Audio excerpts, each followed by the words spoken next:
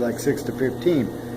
And they did not make that retroactive, so anybody that was sentenced before 1996 was what we call the old law.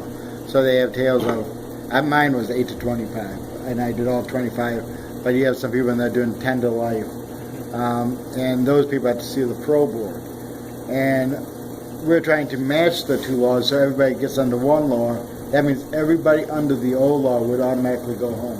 Which means non-violent offenders, and that'd be like drug offenses. It would be all offenders. Yeah, it would be all offenders, because under the old law they would automatically go home, except the ones that might have life.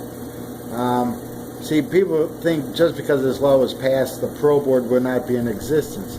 People under the new law that's sentenced to like 15 to life, they still get that for like murder, or if a case is against a child under 13, they still can get life. So they would still see the parole board as well as those for clemency, because the parole board has recommended clemency to the governor. But we've been working pretty hard trying to combine the two laws so that the truth in sentencing would affect everyone. So people would be treated equal, and they're not being treated equal. We just spoke at Grafton Correctional, and I spent 10 years at Grafton, but inside the walls. And I knew a lot of those guys there, and they were young when I got locked up. I got locked up in August of '86 and got out right around Amy's time, 2011. About 4 years ago. Yeah.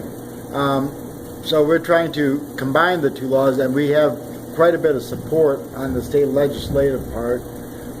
That's why me and Amy works great together, because she had the connections on the county level, and I had it on the state level. So she introduced me to a lot of people who I didn't know that actually is very supportive of this, as well as we have a couple of representatives. One is Andrew Brenner, a Republican from Powell, Ohio. Senator Tavares. Yes, Senator Tavares is very supportive. Shirley Smith, who sat on the Senate for years, but the term limits knocked her out. She just got appointed to the parole board, and she made a comment to me several times that every old law inmate should be home. So I'm holding her to that statement.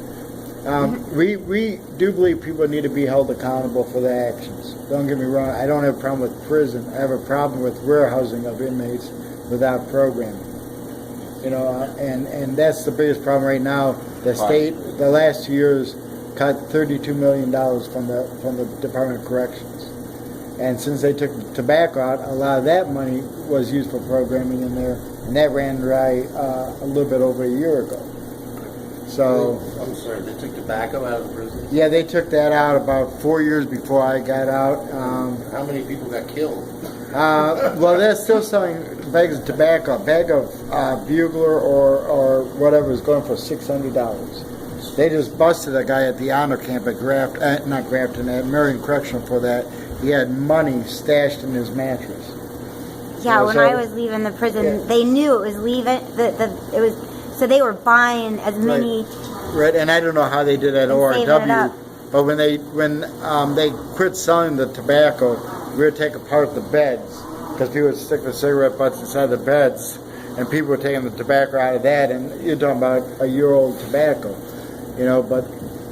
But it did support the program. Right, and I did go to the hole several times when they took the tobacco out, because I thought the rules were for other people.